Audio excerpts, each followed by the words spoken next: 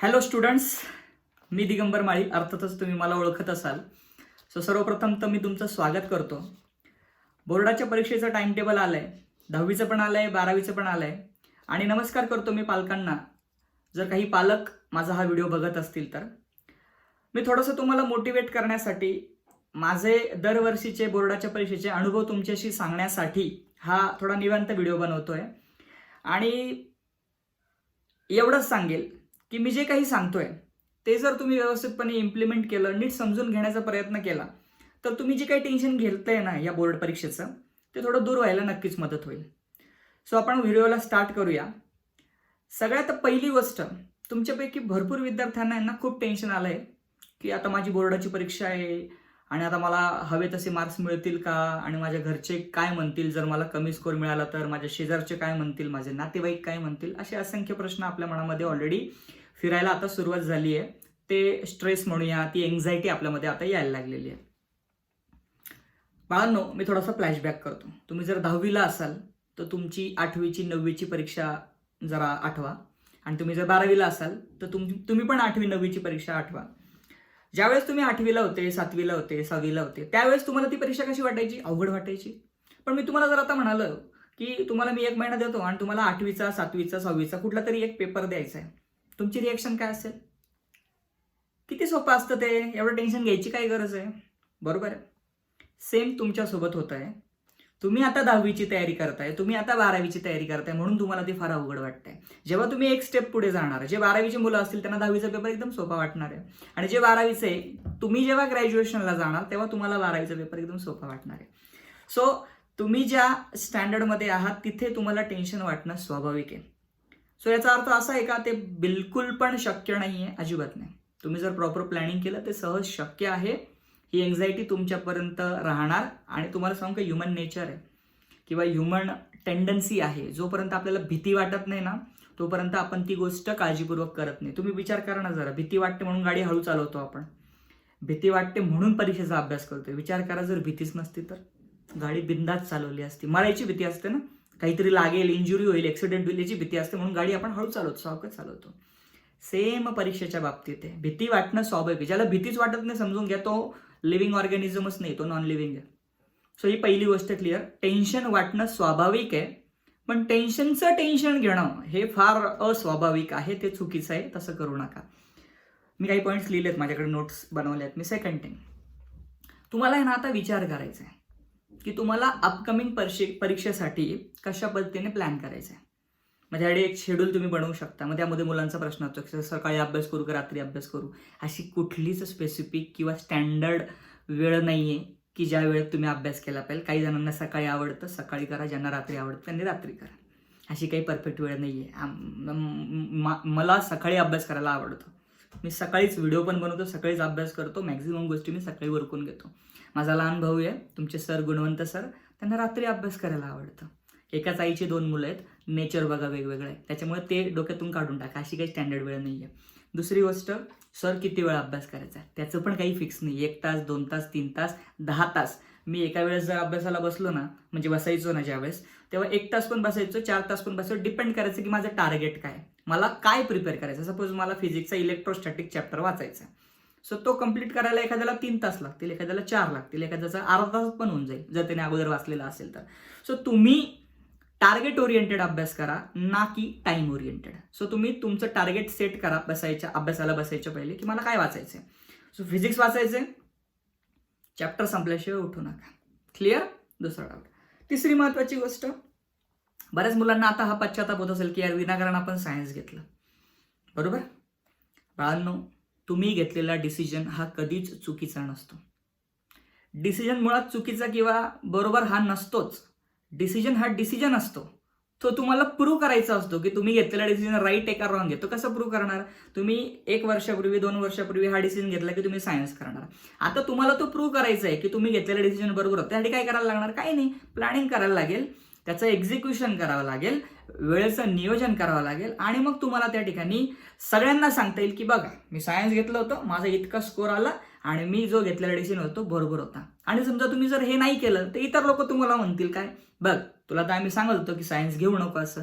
त्याच्यामुळे लोक दोघं बाजूने बोलतात. ती ढोलकी असते ना जी दोघं बाजूने वाजते, त्याच्यामुळे लोकांचं नेचर तसंच असतं. तुम्ही काही चांगलं केलं तर तुमच्या बाजूने होऊन जातील, तुम्ही वाईट केलं तर बोलायला हेच पुढे राहतील. त्याच्यामुळे लोकांचा, त्या 4 लोकांचा विचार करू नका. ती 4 लोक कोणी नसतात. तो जो कन्सेप्ट आहे ना तो असं समजा की तो इमॅजिनरी कन्सेप्ट आहे 4 लोकांचा. ते लोक इग्नोर करा की त्यांनी देवाला नाही सोडला, आपण ह्युमन बिंग्स आहेत. त्याच्यामुळे तुमचे नातेवाईक, सो कॉल्ड हितचिंतक, तुमच्या परीक्षेचं फार टेन्शन घेतील. तुम्हाला वेळोवेळी फोन करून ही आठवण नक्की करून देतील की आमचं तुमच्यावर लक्ष आहे ना. ते तुम्हाला फोन करून सांगतील, बाळा बोर्डाचं टाइम टेबल आलं बरं का, 21 फेब्रुवारीपासून 12वीचे पेपर आहे. त्याच्यानंतर पेपर जवळ आले की तुम्हाला ऑल द बेस्टला पण फोन करतील.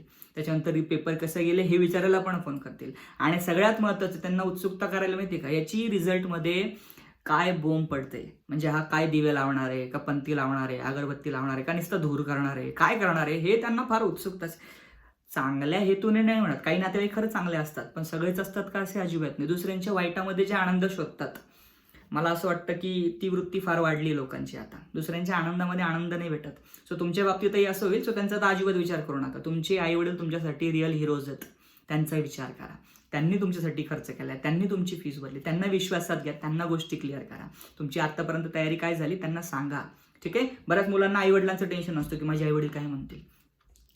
तुम्ही जर तयारी करताय, तुम्ही जर दररोज त्यांना दिसताय की तू बसलेला आहे अभ्यासाला, किंवा तुम्ही लेडीज असाल तर तुम्ही बसलेले आहात अभ्यासाला, 3-4 तास अभ्यास करताय, हे जर त्यांना दिसतंय, तर ऑब्व्हियसली जरी तुम्हाला परीक्षेला कमी मार्क्स मिळाले ना तरी त्यांची रिॲक्शन काय राहील, नाही माझ्या मुलाने माझ्या मुलीने प्रयत्न केले होते, जितके त्याला करायला पाहिजे तितके पूर्ण प्रयत्न केले होते. परीक्षा आहे, एखाद्याला जास्त मार्क्स एखाद्याला कमी मार्क्स मिळणारच आहेत. ही आई वडिलांची रिॲक्शन कधी राहील, जर तुमचे प्रयत्न त्यांना दिसत असतील तर. पण तुम्ही जर त्यांना दररोज दिसताय मस्तपैकी मोबाईल घेतलाय हातामध्ये, चालू आहे 3-4 तास पबजी, शॉर्ट्स, इंस्टाग्रामच्या रील्स, तर मग अवघड आहे. मग तुम्ही बोलणे खायला रेडी राहा.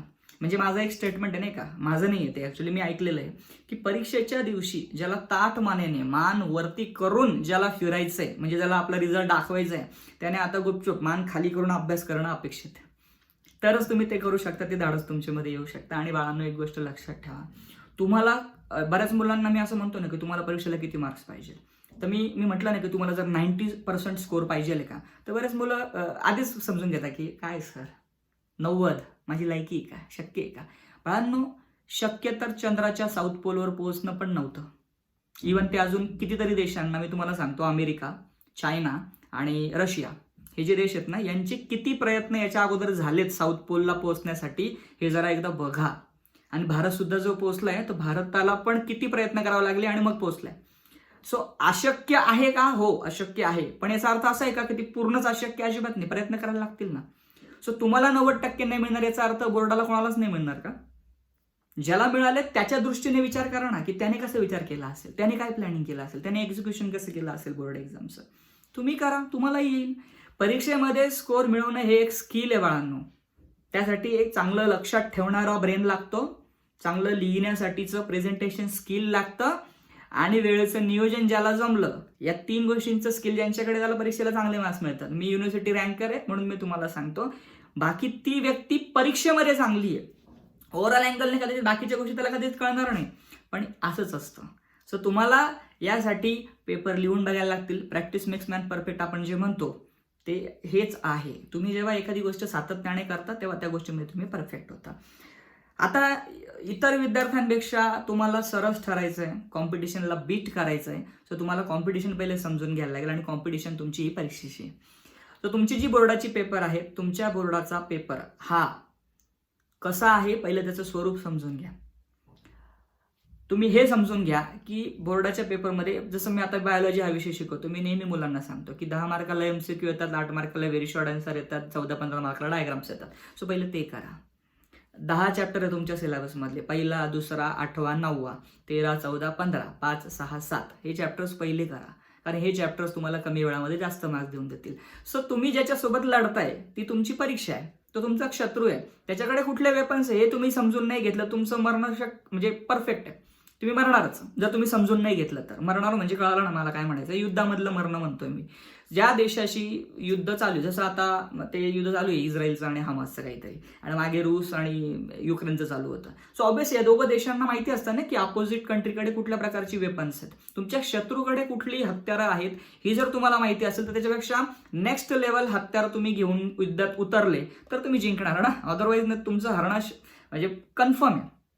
परीक्षा आहे, परीक्षेला प्रश्न कसे येतात, कुठले चॅप्टर्स किती मार्काला येतात, हे जर तुम्हाला माहिती असेल तर तुम्ही परीक्षेला चांगले मार्क्स मिळवू शकतात. सो परीक्षेला समजून घ्या, स्वरूप समजून घ्या. आणि कळत नसेल ना तर घ्या गायडन्स कोणाचा तरी, तुमच्या कॉलेजच्या शिक्षकांचा घ्या, क्लासच्या शिक्षकांचा घ्या, आमच्यासारख्या ऑनलाईन एज्युकेटरचा घ्या.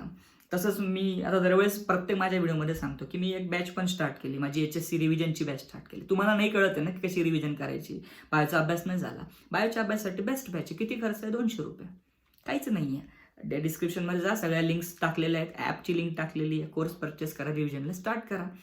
विचार नका करू. असे 100 जरी व्हिडिओ बघितले ना मोटिवेशनचे तरी मोटिवेशन नाही येणार. मोटिवेशन हे आतून यायला लागतं. ते प्रोटॉन सारखं असतं, कोअरमध्ये असतो. इलेक्ट्रॉन बाहेर असतो जो निगेटिव्ह असतो. तुम्ही नेहमी लक्षात ठेवा, तुम्ही हा व्हिडिओ बघितला, बाहेर जाऊन 4 लोकांशी भेटले की तुम्ही निगेटिव्ह होऊन जाणार, कारण ते ऑलवेज निगेटिव्हिटी बाहेर स्प्रेड होत असते.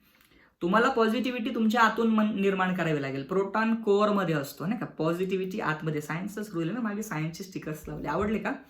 लाईक करा, त्याच्याबद्दल थोडीशी एक कमेंट पण करा की कसं वाटलं. आणि नियोजन करा. वेळ तुम्ही बघा, जो जितक्या लवकर सुरुवात करतो ना तो जिंकत असतो. म्हणजे गॅरंटी नाही आहे, पण त्याचे जिंकण्याचे चान्सेस जास्त असतात. मग सुरुवात लवकर करा. म्हणजे शेवटच्या महिन्यात काहीतरी रात्रभर जागायचं, 14-15 तास अभ्यास करायचा आणि मग काहीतरी पाठ करायचं कुत्र्यासारखं आणि मग ते ओकून यायचं पेपरला, याच्यात मजा नाही आहे. आत्तापासून सिस्टमॅटिक व्यवस्थित नियोजन करून अभ्यासाला सुरुवात करा. गोष्टी तुमच्यासाठी सोप्या राहतील. सो बऱ्यापैकी गोष्टी मी क्लिअर केल्या आहे. आणि मी एक गोष्ट सांगू का, आपण बऱ्याच वेळेस ऐकतो कुछ पाने के लिए कुछ खोना पडता है. कुछ नाही बाळांनो, बहुत कुछ खोना पडता है. भरपूर काही विसरावं लागेल तुम्हाला. पुढच्या 4 महिन्यामध्ये क्रिकेटचा वर्ल्ड कप चालू झालाय. 1.5 महिना तो तुमचा खाईल. त्याच्यात मी पहिलेच सांगितलंय की तुम्ही थोडं सॅक्रिफाईस करा, मॅचेसचे हायलाइट्स बघा. दुसरी गोष्ट, लग्न असेल, एखाद्याची बर्थडे पार्टी असेल, मित्रपरिवारांसोबत कुठे बाहेर जाणं असेल, लिमिटेड करा. ते पण गरजेचं आहे लाईफसाठी, पण बॅलन्स ठेवण्याचा प्रयत्न करा. म्हणजे एन्जॉयमेंट आणि अभ्यास याच्यात बॅलन्स ठेवा. तिसरी महत्त्वाची गोष्ट, स्वतःचं छान नियोजन लावा की तुम्ही रात्री अभ्यास करणार आहे का सकाळी लवकर पहाटे उठणार, याचं नियोजन व्यवस्थित लावा. ठीक आहे. चौथी महत्त्वाची गोष्ट, practice papers, previous year board question papers, revisions, जे टॉपिक्स वीक आहेत त्यांना अगोदर प्रिपेअर करायला सुरुवात करा. शेवटी आपण काय करतो, एखादा चॅप्टर जर सपोज नाही वाचला आपण, तो शेवटी पण आपण वाचत नाही, कारण आपल्याला त्याचा कंटाळा असतो आणि आपल्याकडे तितका वेळही नसतो शेवटी. सो त्याला अगोदर करून घ्या. राईट, याचं नियोजन करा. 5वी झाली का 6वी गोष्ट? 6वी गोष्ट, 5वी गोष्ट आय थिंक. 5वी गोष्ट असं, पॉझिटिव्ह राहा, उच्च ध्येय ठेवा. घरामध्ये एक कागद घ्या, त्याच्यावरती मस्तपैकी पर्सेंटेज लिहा, तुम्हाला किती मिळवायचे. तो अशा ठिकाणी ठेवा ना सगळ्यांना दिसला पाहिजे. म्हणजे येता जाता प्रत्येक जण तुम्हाला आठवण करून दिलंय, बाबा 90% तुला मिळाले पाहिजे बोर्ड एक्झाममध्ये. सो अल्टिमेटली ते निगेटिव्ह टाईपचं मोटिवेशन आहे, पण ते मोटिवेशनच आहे. हे खास करून तुमच्या आईला दाखवा. तुमची आई, तुम्ही जेव्हा टाइमपास करत असाल, मोबाईल बघत असाल ना, तेव्हा तुमची आई तुम्हाला मस्तपैकी एक टॉन्ट मारेल. कसा? मोबाईल बघून 90% मिळणार आहे का तुला? त्या दिवशी तर फार मोठं पोस्टर लावलं. हा एक डायलॉग सुद्धा तुम्हाला 90% घेऊन जाऊ शकतो. बऱ्याच वेळेस असं करणं गरजेचं असतं. कमिट करत चला आणि एक डिसिजन घेऊन त्याला प्रूव्ह करा की तो राईट आहे. सो भरपूर गोष्टी मी क्लिअर केल्या आहे, मोटिवेट करण्याचा प्रयत्न केला आहे.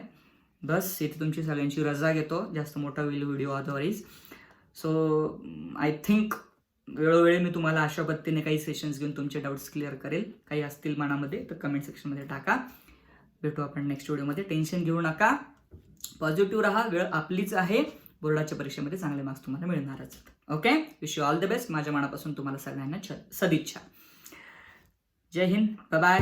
नवीन विद्यार्थी सबस्क्राईब आणि लाईक करा आणि इतर विद्यार्थ्यांना नक्की शेअर करा. ठीक आहे. तुमच्या स्टेटसला तुम्हाला व्हॉट्सअपला जर ठेवता आलं तर जे बिचारे गरजू विद्यार्थी आहेत, तुमचे नातेवाईक आहेत, आई वडील आहेत, त्यांच्यापर्यंत माझा मेसेज पोहोचून जाईल. ओके, चलो बाय.